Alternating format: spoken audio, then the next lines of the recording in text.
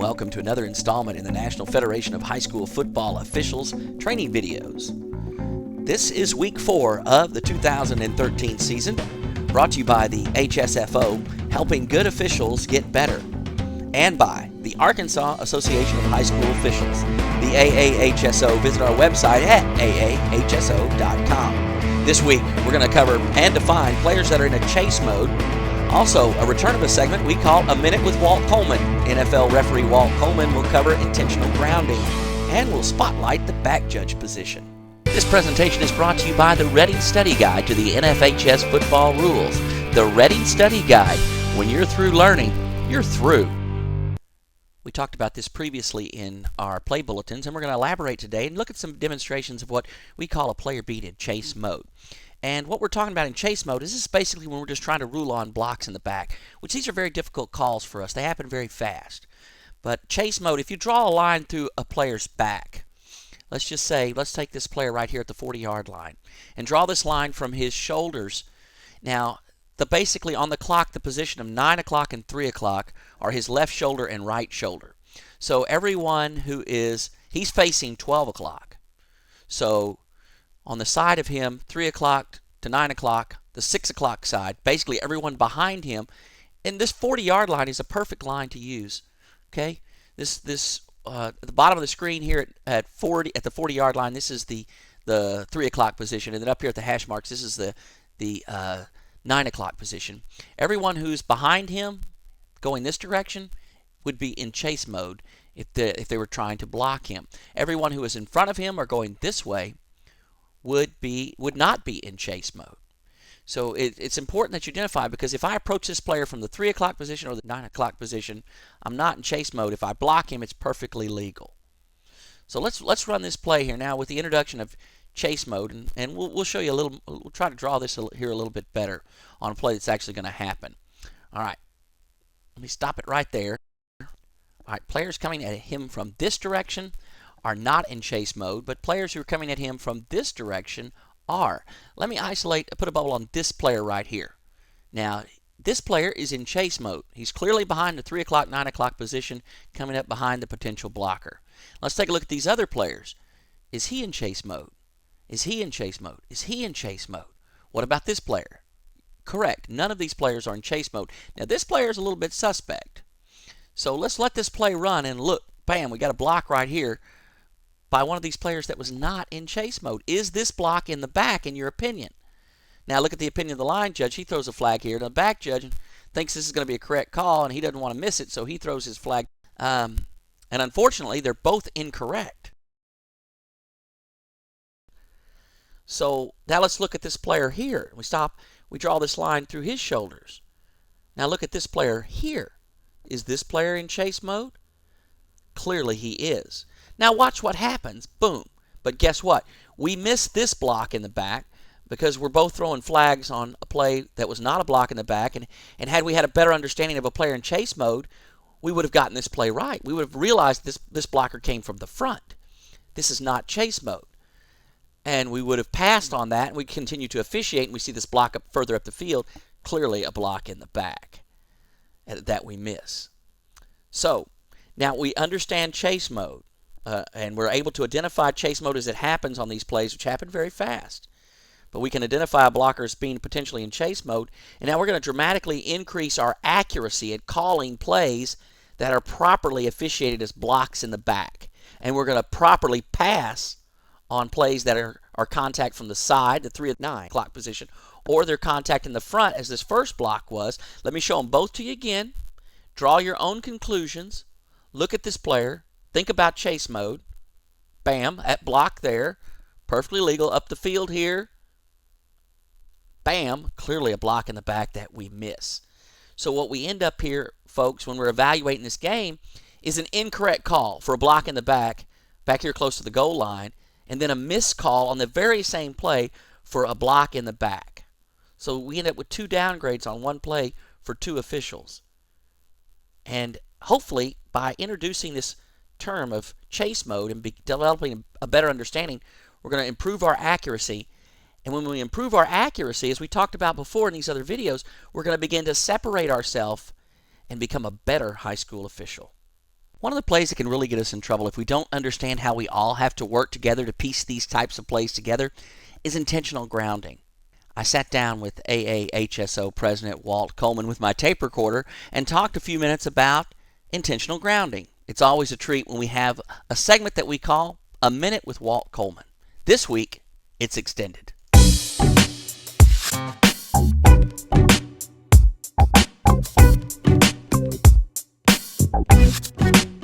Talking about intentional grounding, a lot of things to consider, and it has to be a crew thing. Talk a little bit about the involvement of the crew in intentional grounding.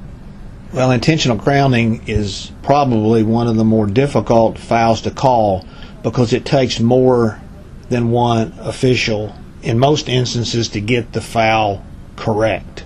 And it's one of the few fouls where it takes the input of more than just one official to create the foul. You have the responsibility of the referee to determine the status of the ball with the quarterback. If the quarterback has the ball and has started his motion and is then hit, then the onus goes off of the quarterback and winds up going on to the defender because he affected the motion of the quarterback. If the defender has a hold of the quarterback and then the quarterback starts his motion, it's the responsibility of the quarterback to get the ball in an area of a receiver. He doesn't get let off because the defender has a hold of him. At that point, he can just be tackled and he's okay. But if he throws the ball and it doesn't get into an area with a receiver, it is going to be intentional grounding. So those are the elements as far as that the referee is responsible for. Now, whether there is a receiver in the area becomes the issue of all the other officials on the field, because they have to be aware of whether there was a receiver in the area, and if there was not a receiver in the area, they must come to the referee and inform him that there is no receiver in the area, and then he has to decide based on the other factors whether it is or isn't intentional grounding. But it takes, in most instances, two officials to call and get intentional grounding correct. And we have two officials, but we only have one flag. Yes, there is only one. The referee calls intentional grounding because there's two pieces to the foul, and neither official has both pieces. But it is the referee's responsibility to put the pieces together and to throw the flag. And that information, the other information, could come from the head linesman, the line judge, the umpire, or the back judge, depending on where the ball is thrown. All right. Now, it's funny because, a lot of times the fans and the coaches get excited about intentional grounding and an obvious intentional grounding because they're watching the ball. They end up with both pieces really, really quick. But, the referee he can't look up. So that's why we have the delayed flag.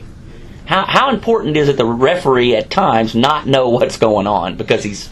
Well, if the referee is doing his job and protecting the quarterback and watching the quarterback until his safety is not an issue anymore, then there is a big likelihood that he is going to have no idea what the status of the ball is. So there is always going to be a delay in throwing your flag because you have to get each one of the pieces together to determine whether it is or isn't intentional grounding. So a delayed flag and getting the play correct is much better than throwing your flag, then getting together and having to pick it up after you find out that there was a receiver in the area and you just didn't know. So delayed flags are okay because all we're trying to do is to get the play correct. That's our whole purpose, is to get the play correct, to be accurate. Now, one of the things that some of the high school guys may have seen if they watch TV, watch a Saturday or Sunday game, is you'll see a line of scrimmage official or even a back judge or a field judge come running toward the referee pointing at a player. And then there's no conversation. There's just that big point, and the referee will make an announcement on the microphone. Can you talk a little bit about what we're doing when we're pointing? Well, obviously, what the officials are doing is to let the referee know that there is a receiver in the area, pointing out that here is the receiver that's in the area, because that's the information the referee has to have, and it's not necessary to come all the way into the referee and have another conference to find that out. If you just instruct your officials in your pregame and that they understand that they are also responsible for intentional grounding, then when these particular plays happen, all they have to do is point to where the receiver is. Obviously, if they don't point, they need to come and say there is no receiver in the area. If they point, then you know there is a receiver in the area, and that gives you the opportunity. If you have the opportunity to wear a microphone, you can just flip the mic on and say there's no intentional grounding, there was a receiver in the area. Turn it off, and you go on to the next play. All right, so that's just really a way of speeding up. Good mechanics get that point out when the referee sees one of the other officials pointing to an area where there's a receiver. He just knows that we're done. We can just move right along. That's correct, and speeding up the game, but just looking professional. It looks professional in that you're not always getting together and having the conferences. When two officials get together and start talking, the fans think you don't know what you're doing. Even though you do, the perception is that you're confused and you don't know what you're doing. So the fewer conferences that you can have, the better off you are, so long as you get the play correct. One thing that you have to do if you're a referee is to educate the other members of your crew on the definition of in the area, so that when a particular play happens, they know what to report to you. The play that we are looking at on the video, the running back, who obviously the pass is intended to be thrown to, gets knocked back at the feet of the quarterback, and the quarterback just throws the ball down the field. And there is no receiver in the area of where the ball hits the ground. Now, sure, that running back was supposed to be out there in that area, but he wasn't there. And just because he was supposed to be there doesn't take the onus off the offense and off the quarterback, and that he can still throw it out there where this running back was supposed to be. So this is a perfect example of intentional grounding. There was no receiver in the area, should have been reported to the referee, and intentional grounding call. That's another good point, because we see in this play, obviously the quarterback's under a lot of duress. Now, there's a way to throw the ball down the field, and you're missing a key element of the foul when you don't have any action on the quarterback. Yes, because part of the rule is the quarterback has to be under duress in order to have intentional grounding. And in most cases, they are under duress when they throw the football. And in this play, the quarterback is obviously under duress. He's got pressure right in his face, and so he throws the ball where the receiver is supposed to be. But that doesn't give him the right to do that, to throw the ball where the receiver was supposed to be. The receiver still has to be there. You know, something that wakes up the boo birds a lot is when we see a ball land in an area where there's absolutely no receiver, and the quarterback just drops back in the pocket, and the receiver runs left instead of right, and the ball just ends up in the middle of the field with no one around it, but the quarterback's not under any duress. But we always hear the fans yelling about grounding, there's no one there. But obviously you mentioned a great point about the quarterback having to be under duress to have the elements of that foul in place for intentional grounding. If you are fortunate enough to have the opportunity to have a microphone on, anytime you have one of these situations, it is so easy just to flip the mic on and make the announcement. There is no intentional grounding. The quarterback was not under duress. There is no intentional grounding. There was a receiver in the area. Or when you have intentional grounding, you say intentional grounding. There was no receiver in the area. The microphone can be the referee and the crew's best friend because it eliminates all the discussion and questions about why or why not to throw the flag. Good information on working together as a crew for calls involving intentional grounding in a segment we call A Minute with Walt Coleman. Thanks, Walt, for spending some time with us, and we'll talk again before the end of the year. All right, moving right along, let's take a look at this play here involving the back judges. We're also going to look at an umpire spot real quick.